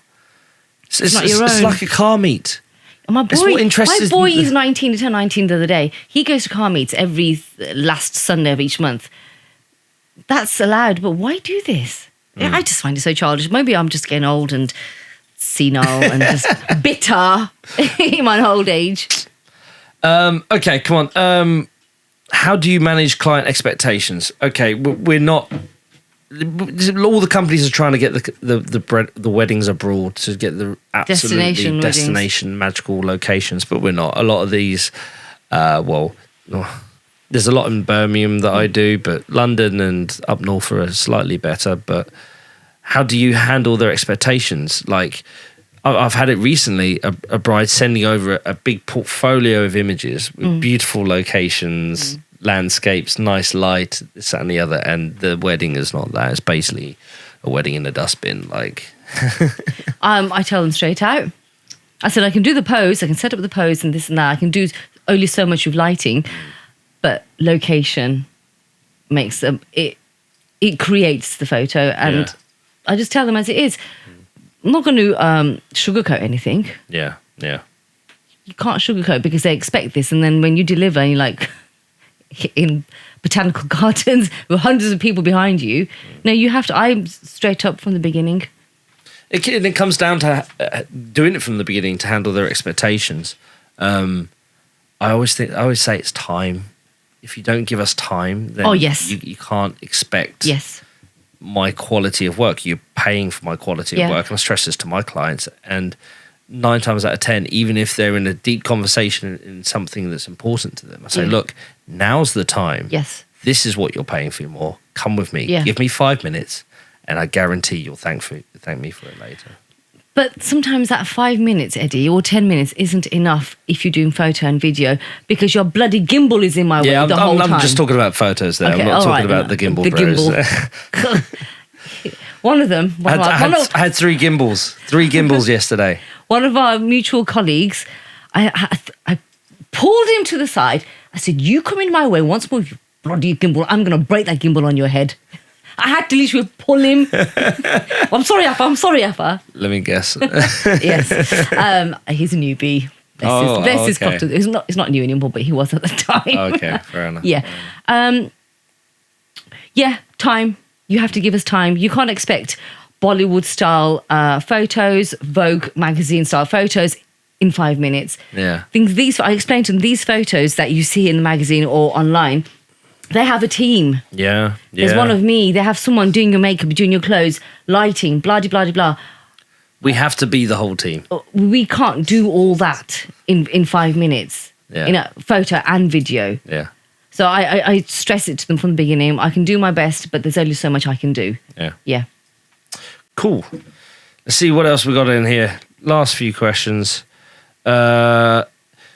Inspiration. How do you get new inspiration? How do you handle creative blocks? And how do you try and come at new weddings with fresh eyes? Social media helps. Mm. Yeah. Yeah. Magazines, posters, billboards. Because I'm a bit of a fashion junkie, makeup junkie, and I like to go through magazines just to get ideas. Yeah. Yeah, because they're the best Yeah. at poses and stuff like that. So I do that. I follow those a lot. Colleagues, because I work with lots of different colleagues and they work with different people. So you learn different things. You bounce off each other. Yeah, so that's a good way. Working with different people, Yeah. because you learn different tricks, different skills, different take on things, different videographers or photographers, and you just like, oh, I like that, I like this, and I'll try it. Or I'll watch. Put in little bits and pieces. Yeah, or like if I see a videographer, my colleague, and I'm shooting from here, but he's shooting from there, I'll go over there and say, well, let me see what he sees, Yeah. and I'll try it. Yeah. Yeah. Always being open to have Yes. inspiration from Yeah, anywhere. never think you know it all, because we never know enough. Yeah. We can always learn. Yeah. I did little shorts on Instagram. Sorry, excuse me. The other day, and one of the shots, I said to my friend, I said, "Look, do you remember watching that anime live action on YouTube from this random video?" It's like, yeah. It's like that's directly the inspiration for this Yeah, shot. yeah. For this is like it's the same shot, but Yeah. it's for a wedding film. So Yeah. you could pull ideas from so many different things. Yes. And completely repurpose them Yeah. to make new stuff. And in working for so many different companies, last question from me is like, Why are we finishing so soon? well, look, we've got an hour and 26 minutes here. Oh, can we just do it? We can keep going. You got Yeah. some more. Okay. Okay. Well, let me ask this, and you can go off on a rant. I'm just going to let you go on an I'm not Affa gonna rant. I'm not going to rant. I'm just going to talk. And Affa means older sister. Yeah. Right? There we Not go. auntie. Not auntie. I thought it meant auntie. I've already been scolded for that. Anyway. Do not call me auntie. Sorry, Affa. Anyway, right. Okay. When I'm out with my boy, Mom, don't call me mum. Don't call me Don't mum. tell anyone. Working with so many different companies, Yeah. how do you change your style? How do you change your approach? And do you have to change and adapt? Yes. Or do you just keep true to your... No, you have to, because different companies have their own style. Hence why those clients have booked them because Yeah. of their style. Okay. Yeah. we have a drill, like getting ready, blah, blah, blah. But certain getting ready things like jewelry, costume jewelry, whatever, some companies aren't too fussed. As long as you've got the basic, that's fine. Yeah. Just cover the basic. They're more about the couple shoot, more about bridal portraits. So those weddings are quite chilled with that company because they're very easygoing. But then some companies, they want your blood, sweat, and tears, and then some more on top. So because I've worked with them for so many years, I know who wants what, and I just give what they want. Yeah. Do you see like certain trends with the higher end companies that charge more? On personal opinion, I think the companies that are charging more kind of do less. I agree. Yeah. So they're not too fussed about details. Yeah. They're more about the poses, the venue, the cars, and the couple shoot. Yeah. Not fussed about the guests that I've attended. Table rounds. That's all. No, not really. It's more about the bride and the groom. It's their day, and they are our subjects throughout the day. Yeah. Fair enough. And if there's a 360 camera or fountain, chocolate fountain, or we'll just quick. Yeah, they're just in the background. It's more about the bride and groom, and those companies charge arm and a leg. Yeah. I've recently very much been saying to the bride and grooms, are you sure you want shots of every single person that you don't really know chewing their food? Or should I just get some nice atmosphere shots wide to show the situation and the time? That people were fed. And honestly, like 90% of them now are just saying, no, we don't want to see every single person. Some companies have it in their terms and contracts that we don't do table rounds. And so it should be that way. It's for the aunties that want to see every single person. Because they leave after food. It's the only chance you're going to get them in the film while they're eating. When my kids get married, if I do have photo and video for them, it's not going to be a stage thing. I'm going to have a massive team. I said, guys, just plant yourself in every corner. Just do not talk to any of us. Do what you got to do. That's going to be so easy, and it's going to be more natural, more organic. Yeah. I think that kind of a feel. I think we need to aim towards that. More organic. Yeah, not stage stuff. And no twirling, please. What is? Because you use this word organic. What is the difference between organic and candid? What's the difference? Not picking the nose. Yeah, picking the nose. It's just organic is a nicer version of picking your nose. Organic, as in the sense, tell the day, capture the day as it actually happened. Yeah. Try and cram in as many guests and stuff you can. So more zoom lenses for video. Yeah, from far. Less look this way for photos. All just as it happened. Yeah. Yeah, and obviously you'll have to communicate with the bride and groom and say immediate family or bridesmaids, whatever. But the rest of it is all just as it happened. Yeah. You know what? I've been using a 50mm a lot more, especially for entrances, and it's been making me closer to the environment. Yeah. But because all the video boys are using wide lenses, it's been catching me. 14. Yeah, it's been catching me. And I was like, I thought we're past this. I thought we're using 35mm. I thought we're using 50mm. Yeah. Instead of using 15. Lazy in my eyes anyway. I think we should all be using zoomier lenses, but I think going forward I'm going to go back to using more 85 for entrances now, just so I can stay behind the video guys. Even though 50mm, I think that's a sweet spot. You're focusing, you're getting the separation, but you're getting a bit the narrative of the environment in it as well. Can I just stop you there? You can stop about lens and entrances, like the 50 on the entrance. Yeah. When people are standing there and they're walking back like this, you're just like, why? Why? Or why recording on their phones. Yeah, in your way. And you're like, are you really going to go back home and watch that? Who are you sending that to? And like you just ruined the entrance. You just ruined that moment with your shitty ass phone and your shitty hands in my frame. It's just... And they walk back with you. And then uncle is walking back with you like you're in my way. I don't have a solution to that. And when the DJ saying, please can everyone sit down, please can everyone sit down, and there's women over there gossiping away, and I just think it's so disrespectful. Yeah. And when the imam's doing the nikah, there's people gossiping away and catching up. How do we call them rude without saying you're being rude? We need to find a way of... It's not our place. That is it. not- The thing is, Eddie, it's not our place to have an Yeah. opinion or express our opinion. Our job is literally just to take photos. Now, Yeah. if their guests want to ruin your day, that's on you, not on me. Yeah, yeah. There's only so much we can do. I have explained to someone recently, so look, I know you want to try and get the same shot as me by standing next to me. This is when I was doing a video job. But this gimbal allows me to move. If I need to move quickly, then you're not in my way right now, but at some point you will be.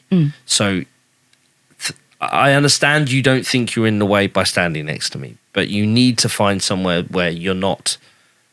In my way.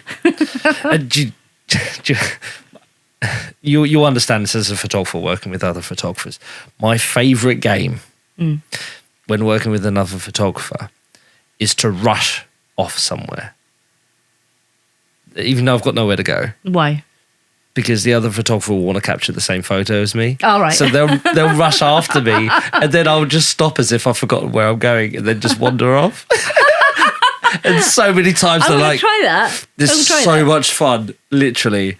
Just rush, like, especially when they're like cramming you and you just rush into the next room and then they'll rush in after you and then you just go back to the first room. I do have, when I'm taking photos, Love videographers say, well, why didn't you call me? I'm like, why should I call you? Why do I need to call you to come and do what I'm doing? But this will look nice in the film. Then why didn't you come then? Why didn't you think ahead? It's not my job to tell you where to Well, because maybe because I do photos and video, I'm always thinking, I need to give them the opportunity to do that, and I'll hold something. be. No, it's not not there. It's completely else, separate to what was going on. Like I've gone there, I've done. You just wandered off to find something different. Yeah, or you and should have called me. It's not my job to call you. It's Yeah. your job to go around. to cover looking. everything. You've got to go around It's and a get Sikh there at wedding. some point. Sikh wedding, right, yeah, and there's only so much dancing photos that you can take. I think dancing is more for video, Yeah, yeah. isn't it? The photos, You get the stage shots of them like, hey, yeah, or hey, the that's groom's fine. up in the air. I'll do Yeah. a few, but there's only so much dancing photos that I can take. Yeah. So when I know the main fun bits are over and they're just getting drunk and then dancing, I'll go around the venue and if the bride isn't on the stage, on the dance floor, I'll get guests with her, friends with her. I'll take small photos, group shots. And then I was doing that a few weeks ago and the videographer was like, well, why didn't you call me? I said, it's not my job to call you. It's your job to be following me, or you go and do something and I find you. It's not my It's the responsibility. dancing part. It's the freestyle part. Like, Yeah. it's not, and then he got pissed off with me. I'm like, I'm just doing my organised job. You're not thing. doing your job properly. And there was 3 videographers and one photo. there you go. Exactly. There was 3 videographers. What did you hold for me? Yeah. Yeah. So what else do you want to? I don't know. Come on. We're leaving it open-ended now. You got anything else to rant about off your chest? Ideas? Rant, I don't like the entrance thing I told you about. Yeah. I don't like. This is me being a cynic, there, Eddie. I don't like how people are so vain. Yeah. And make sure I look like this, and this is my good side, this is my bullshit side, whatever. I don't like any of that. I just don't like vanity. Yes, it's nice to look presentable and whatever, but when it's like takes over your life. Another thing I absolutely hate: eyelashes. Oh, the Heavy big, eyelashes and that you can't get any light to the eyeball. And every single picture they're like this. Every single picture, 3, 2, 1. or 5, 4, 3, 2, 1. Yeah, every single picture. I absolutely hate it. I don't like makeup artists. I don't like their attitude, how they think they're so much more I agree with you. bougie than us. The makeup artists that are chill, that help you, I will help them back, and Yes. I will give them time as well. But the Yeah. ones that are just like, no, they got to stay outside. The arrogant. And here we go, back to that story. So I had a club shift the night before. I didn't get much sleep, whatever. And then I had a wedding to go to, and I had to drive to Birmingham to pick someone up, and then I had to drive an hour up north to do bride prep, because the makeup artist can only travel so far down. So I had to do that extra driving up. And then the venue was very close to me anyway. Right. So you could have gotten ready in this situation, you could have got ready with that makeup artist and you could have turned up to the venue slightly early. And do your prep And then we shots could have there. done it there. But no, Yeah. you forced me to drive an extra 2-3 hours because you have to have that makeup artist. And they're specifically... The only reason that doing that is because they've probably double bubble wanting to get to another bride in the same day. That's the reason. Yeah. That's the reason, Eddie. No other reason at all. Of course you can drive. Of course you can. Literally. Well, you're earning so much money, bloody get a chauffeur. Yeah. Or get an Uber or whatever it is. In orders of magnitude more than a freelancer. Yeah. To do a couple of hours and then go home, or go and do another couple of hours. They drive very nice cars. I've noticed makeup artists have very nice cars. They do. But it doesn't matter. Yeah. I'm grateful for what car I've got. Do you know, the other day I was on a shoot. I was going to London from Birmingham, and as soon as I got into the car, I was on the M40, I could hear this rattling noise. It's as if like there was a helicopter above me. Okay. Gung, gung, gung, the whole way. I was cruising it, 65, 70, 75. And every time I accelerated a bit more, the noise would stop. Okay. Went on to the M25. Just got off the M25. Bang! And my car, it skidded. I sort of like veered it to the side. Oh, really? Yeah. Shit. Got out. Hasnain was with me. Got out. Couldn't see it. No, actually, we stopped on the M25. Got out because it was really scary, and because I have tyres pop on me on the motorway, so I've got this phobia anyway. Yeah. And I've been alone and this and that. So we got out, checked all tyres, everything was fine. So got back onto the M25. Just got off the M25. Bang! Got out of the car. We couldn't see anything. Then after we went around again, and I noticed the rear arch was covering the tyre. I thought, oh, shit. And we were literally 10 minutes away from the venue. And then he's like, we can make it. I said, the car's not going to move. Yeah. And then I said, you know what? Call an Uber, take my equipment. And there was 2 videos and 1 photo. I showed him quickly what to do on my camera. And he's a Sony, isn't he? He's not a Canon. Yeah. So I just said, just do this. So I thought the spring had snapped because that happened in my previous car, the CLK. So called the AA out. AA came in 15 minutes. And he said, oh, can you just drive a little? So I tried to drive the car. It wouldn't drive. Reverse, it wouldn't. It was just a grinding noise. And he said, stop.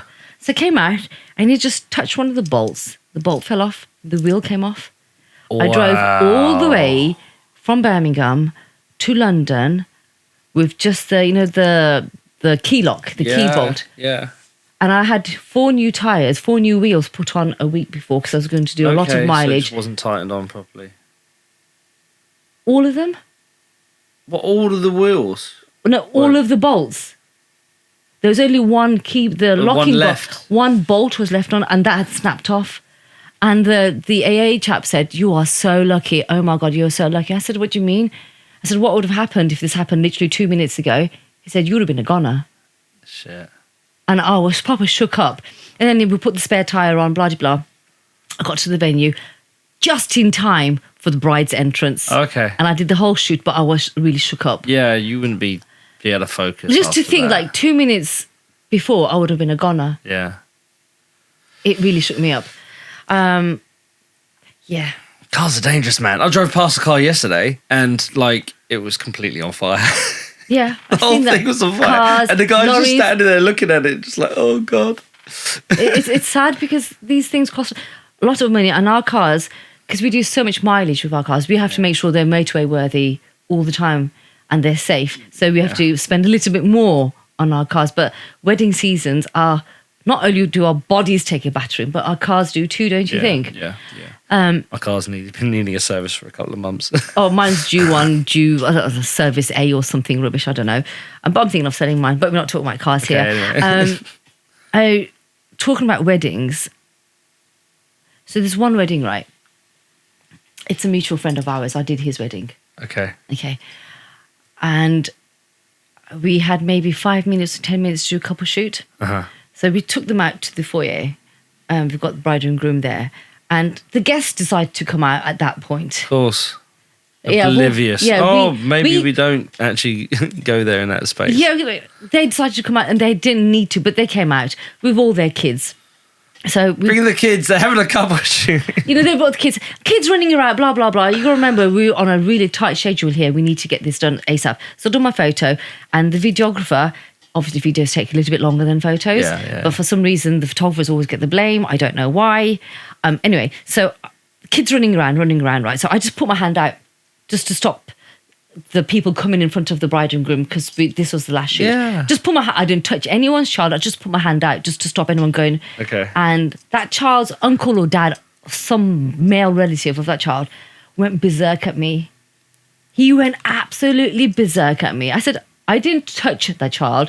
I didn't hurt him. I didn't do anything to hurt that child. Wow. We're doing a couple shoot. We're on a tight schedule. We need to get this done. This is the only opportunity that we have. There's no need for you to shout to me, well, you didn't have to do that. I said, well, you should be controlling your kids. Yeah, being in control it's not of your my own job, kids. And then we went back to the room, and we were doing the stage shots. And that man was stood there giving me dirty looks the whole time, to the point, Eddie, I actually felt scared. Yeah. It wasn't just like that kind of a dirty look. It was like determined to just keep like his he was eye like a on wife you. beater kind of a look. Yeah. And it was, I felt uncomfortable and I felt scared. And I don't feel like that often, but I actually felt scared, and I couldn't wait to get out of there. Yeah. And definitely. it's horrible. It's not easy doing this. What did the bride and groom say? Oh, he had a word with him afterwards. Okay. Because they knew that I wasn't in the wrong. Yeah. And he even talks about it to this day and age. And I think he fell out with him because of that. Yeah. Because he made me feel scared. Yeah. And It's not on. it's not nice. I'm there to do a job. Yeah. I'm getting paid to do a job, to make sure I get good pictures. And I was in that instance, I was doing it for my colleague, just trying to make sure that he got a clean shot. Yeah. And then he made me feel, I was actually scared, Eddie. Yeah.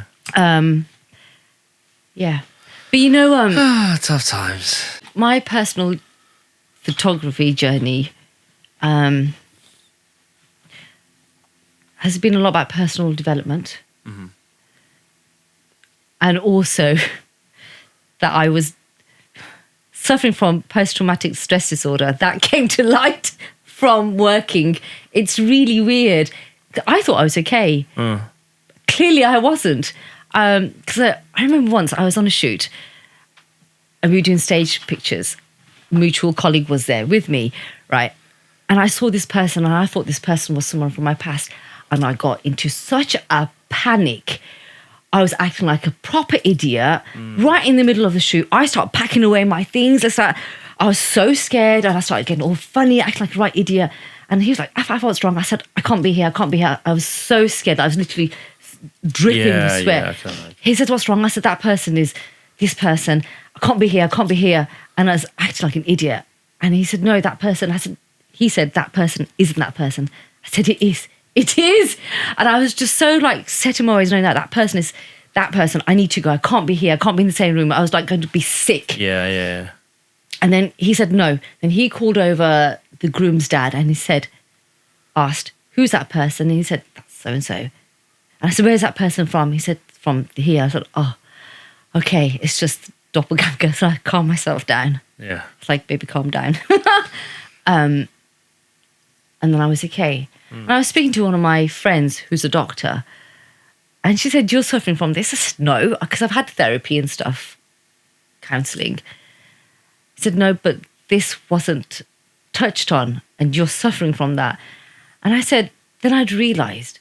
So whenever I go into a venue or a new house or a new home or hotel, whatever, I first of all Scan the whole room.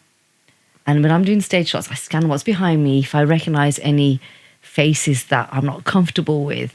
Yeah. And they said, yes, you are suffering from that. So I had to have lots of therapy because of that. And I'm okay now. I don't scan anymore.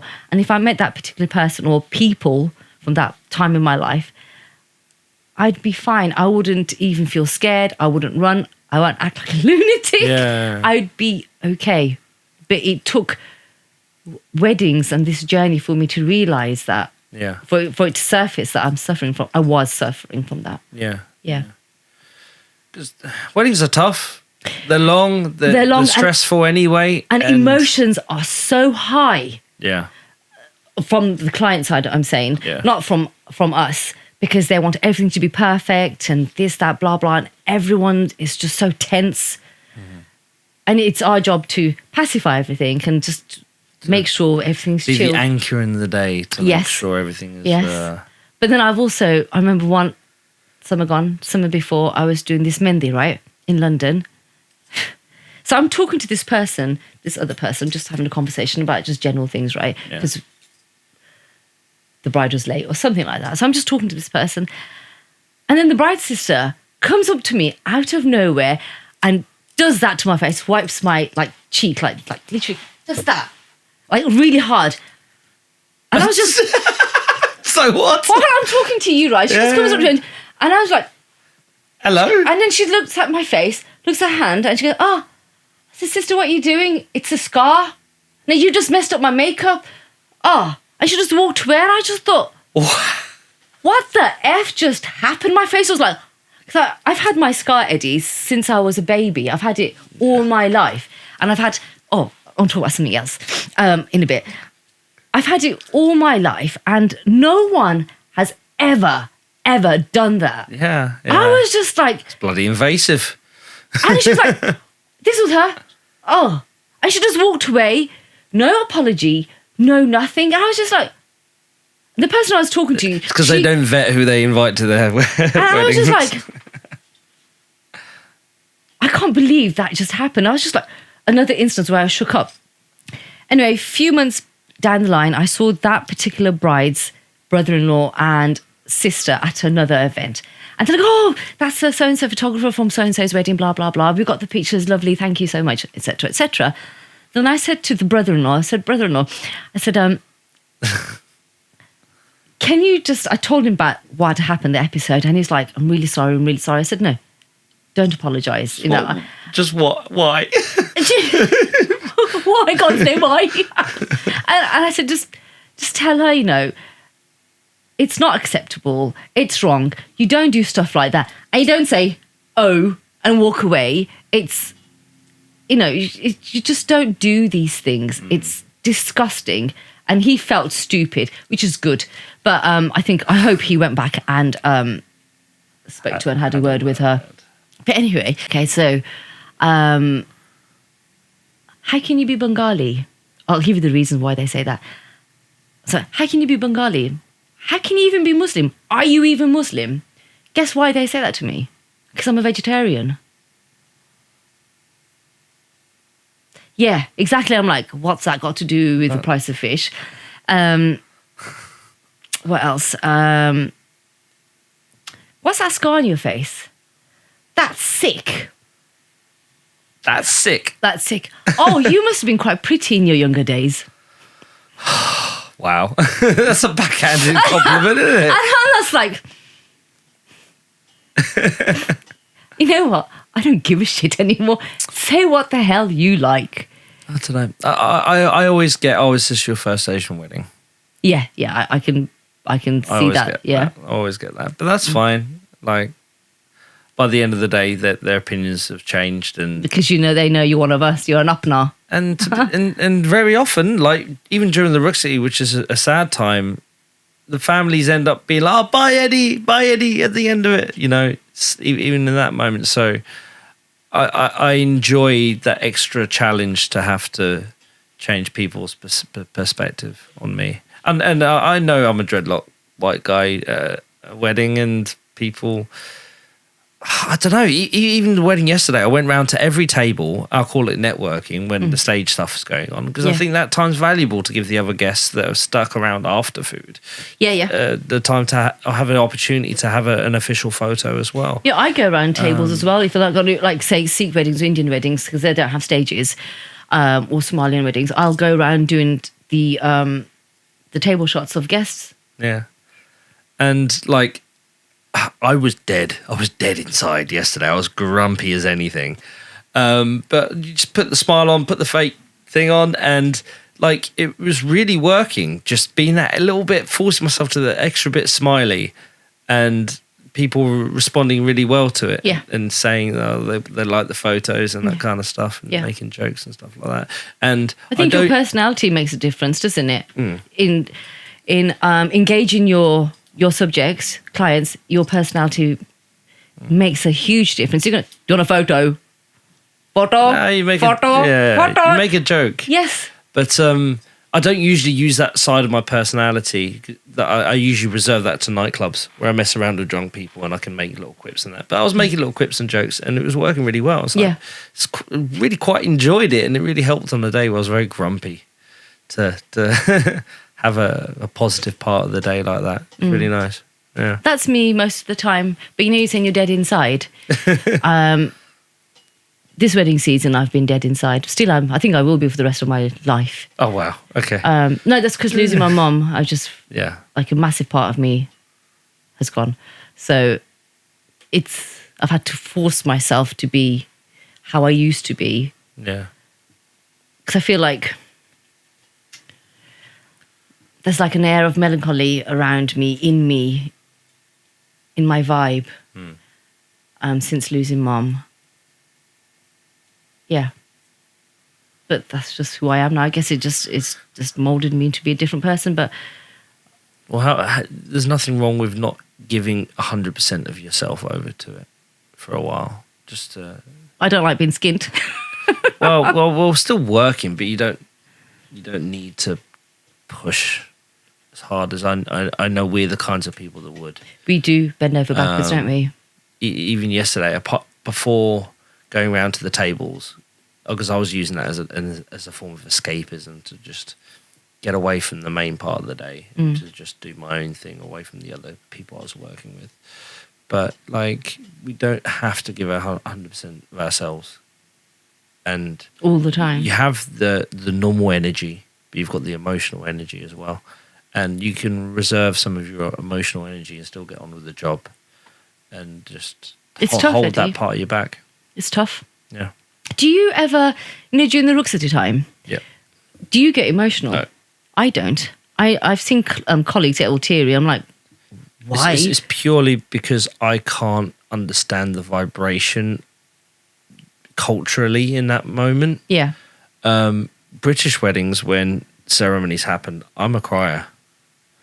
I will make it look like I'm taking lots of photos, but I'm actually just hiding my face because I'm getting emotional, especially when there's genuine interactions, genuine love, genuine care. When you can see a dad absolutely adores his daughter, when you can see the groom is absolutely enamored with the bride, or if the bride is just being truthful and doing a speech as well and going out of her comfort zone just to make a point, like, and doubly so when I know them. Yes. I always say I'm an emotional shooter. That's because I don't want to have to hide away real feelings. But you shoot from the heart. Yeah. Shot through the heart. You're to blame. I was wondering how far you got to go on that. No, I'm not. You give love a bad name. Bad name. You're my backing singer. I need to give you some like kind of echo or reverb here. Like, I'm really good at singing. What would you like me to sing? Some Queen. Go on.